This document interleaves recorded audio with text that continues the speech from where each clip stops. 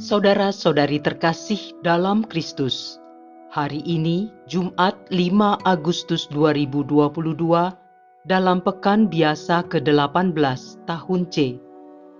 Bacaan dibawakan oleh Marieta Evelyn, Mazmur dilantunkan oleh Nikolaus Cipto, dan renungan ditulis oleh Vincentia Mariati. Selamat menekuni Sabda Allah. Marilah kita semakin mengasihi, semakin peduli, dan bersaksi.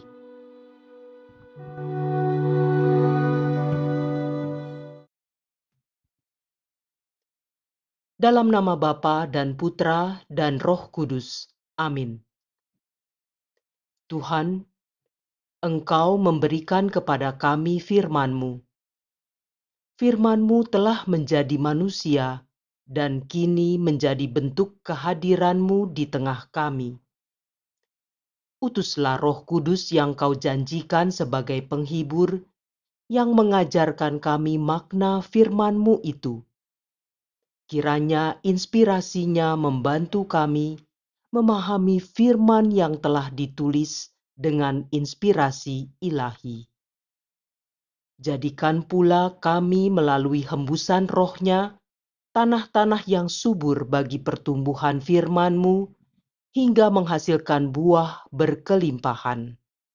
Demi Kristus Tuhan dan pengantara kami. Amin. Bacaan dari Nubuat Nahum, bab 1 ayat 15, bab 2 ayat 2, bab 3 ayat 1 sampai dengan 3, dan ayat 6 sampai dengan 7. Lihatlah, di atas gunung berjalan orang yang membawa berita, yang mengabarkan berita damai sejahtera. Rayakanlah pesta-pestamu, hai Yehuda, bayarlah nasarmu. Sebab orang dursila takkan datang lagi menyerang engkau. Ia telah dilenyapkan sama sekali. Sungguh, Tuhan memulihkan kebanggaan Yakub seperti kebanggaan Israel. Sebab perusak telah merusakkannya dan telah membinasakan carang-carangnya. Celakalah kota penumpah darah itu. Kota itu seluruhnya dusta belaka, penuh dengan barang rampasan dan tak henti-hentinya menerkam. Dengar lecut cambuk dan derak-derik roda. Dengar kuda lari berderap dan kereta meloncat-loncat. Pasukan berkuda menyerang, pedang bernyala-nyala, dan tombak berkilat-kilat. Banyak yang mati terbunuh, dan bangkai bertimbun-timbun. Mayat tidak habis-habisnya, orang-orang jatuh tersandung pada mayat. Aku akan melemparkan aib ke atasmu, akan menghina engkau, dan akan membuat engkau menjadi tontonan.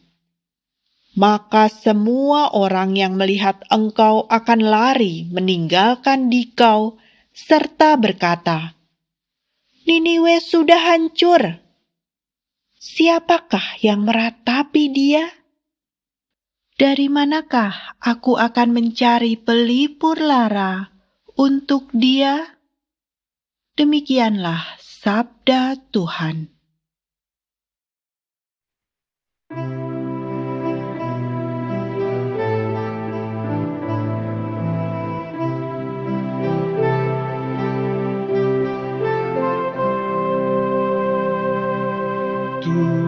Tuhanlah yang mematikan,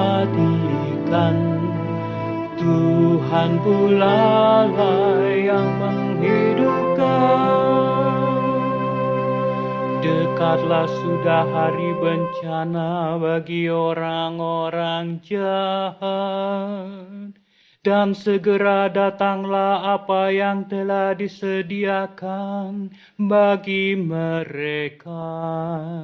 Sebab Tuhan akan memberi keadilan kepada umat-Nya dan akan merasa sayang akan hamba-hamba-Nya. Tuhanlah yang mematikan, Tuhan pula lah yang menghidupkan. Lihatlah sekarang bahwa Akulah Tuhan, tiada Allah kecuali Aku. Akulah yang mematikan, Aku pula lah yang menghidupkan. Aku telah meremukkan, tetapi Aku pula lah yang menyembuhkan. Tuhanlah yang mematikan, Tuhan pula lah yang menghidupkan. Apabila Aku mengasah pedangku yang berkilat-kilat, apabila tanganku menjalankan penghukuman, maka Aku membalas dendam kepada lawanku dan mengadakan pembalasan kepada yang membenci Aku. Tuhanlah yang mematikan, Tuhan pula lah yang menghidupkan.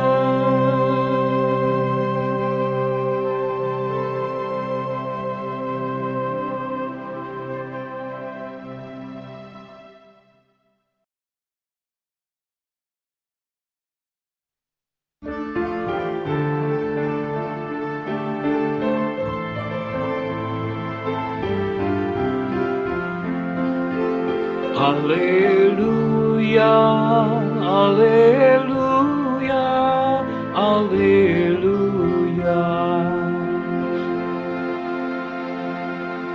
Berbahagialah yang dikejar-kejar karena taat kepada Tuhan, sebab bagi merekalah kerajaan Allah. Alleluia, alleluia, alleluia.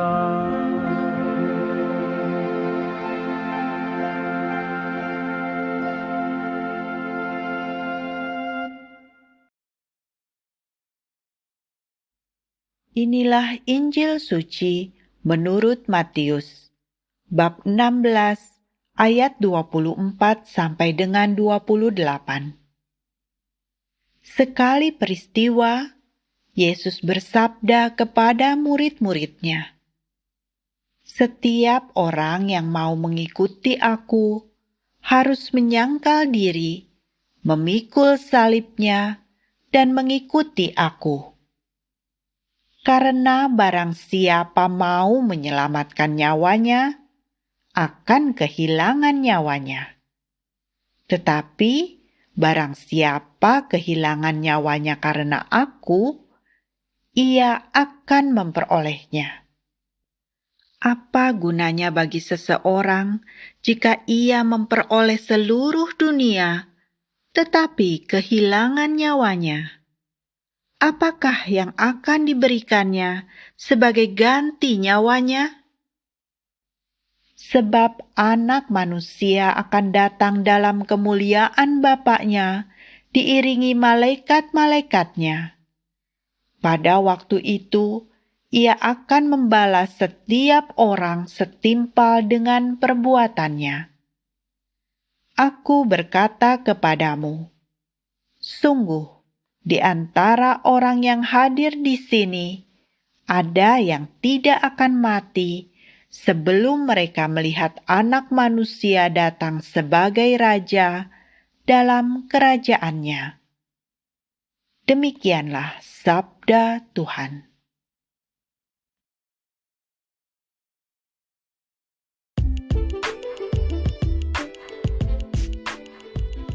Syarat menjadi pengikut Kristus.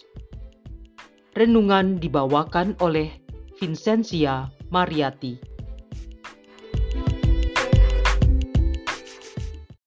Saudara-saudari terkasih, salam damai sejahtera bagi kita semua. Dalam bacaan Injil hari ini, Tuhan memberi persyaratan untuk menjadi pengikutnya, yaitu kita harus menyangkal diri dan memikul salib. Matius 16 ayat 24. Beberapa hari lalu, saya menonton YouTube channel Romonde Show yang bertema orang Kristen dan tanda salib.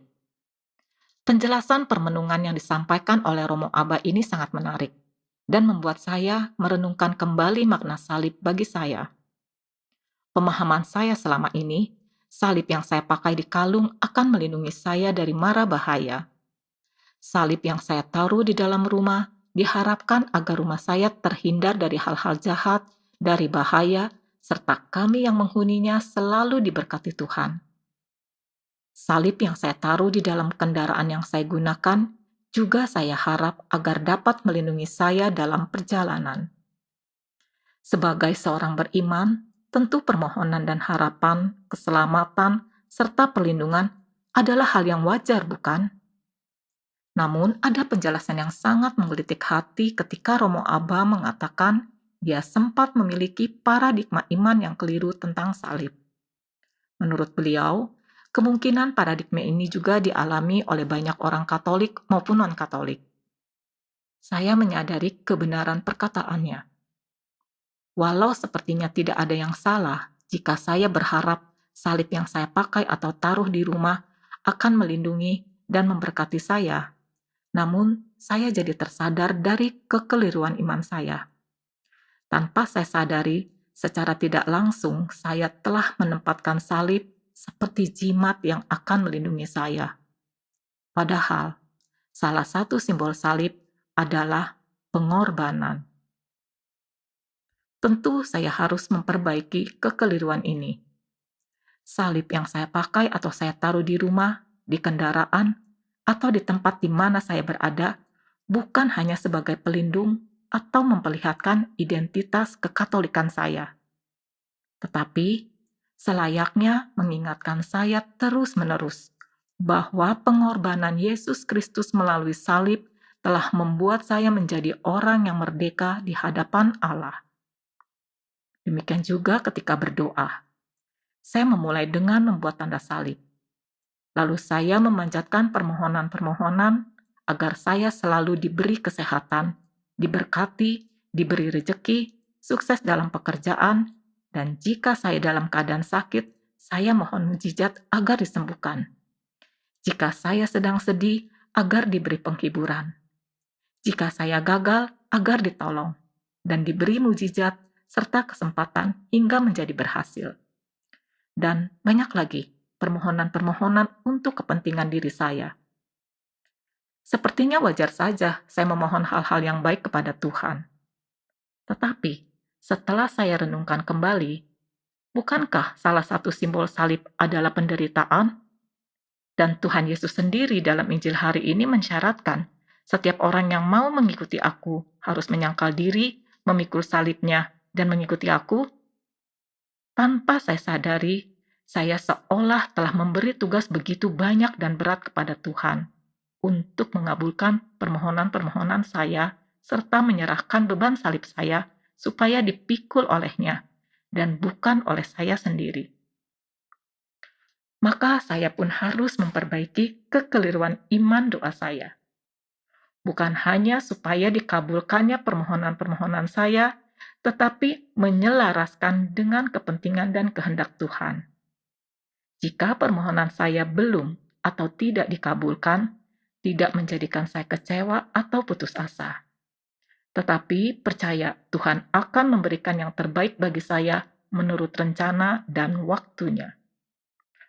Apa yang kuberikan tidak seperti yang diberikan oleh dunia kepadamu. Janganlah gelisah dan gentar hatimu. Yohanes 14 ayat 27. Maka Injil hari ini menjadi lebih jelas dibaca dengan kacamata iman yang benar, yaitu menjadi pengikut Tuhan berarti saya harus menyangkal diri dari keinginan-keinginan duniawi. Tidak egois, tidak iri hati, tidak sombong, tidak bermalas-malasan, tidak bersikap masa bodoh. Tetapi mau berkorban dan berbagi, rendah hati, sabar, serta menempatkan kehendak Tuhan di atas kehendak saya sendiri. Menjadi pengikut Tuhan artinya saya bukan hanya harus berubah, tetapi saya juga harus berbuah. Siap diutus untuk menjadi saksinya yang bertanggung jawab dengan segala konsekuensinya, yaitu memikul salib, yang berarti harus siap mengalami kekecewaan, penolakan, kegagalan, penghinaan, juga mengalami rasa sakit, dan hal-hal tidak menyenangkan lainnya.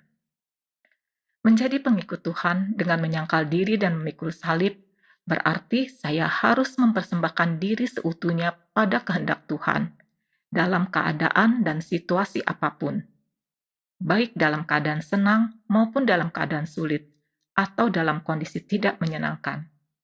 Saya harus siap membiarkan Tuhan mempengaruhi hati dan budi saya, membiarkan Tuhan menguasai kehidupan saya. Saudara-saudari terkasih, menjadi pengikut Tuhan Yesus memang tidak mudah. Tetapi, adakah kehidupan lain di luar Tuhan yang tidak berat atau mudah? Dalam posisi masing-masing, tentunya semua orang mengalami masalah, juga penderitaan. Tetapi, dengan mempersembahkan hidup kita dalam penyelenggaraannya, kita percaya Tuhan tidak akan membiarkan kita terpuruk dalam penderitaan. Beban salib yang kita pikul ditanggungnya. Maka kita pun akan merasakan ringannya salib kita jika berjalan bersamanya. Marilah kita berdoa. Allah Bapa yang Maha Kasih, mampukan kami menjadi pengikut-Mu yang taat dan setia dengan tidak mementingkan diri sendiri, melainkan tetap setia memikul salib kami hingga hidup kami boleh berbuah seturut kehendak-Mu. Doa ini kami panjatkan di dalam nama Yesus Kristus, Tuhan dan pengantara kami. Dalam nama Bapa dan Putra dan Roh Kudus. Amin.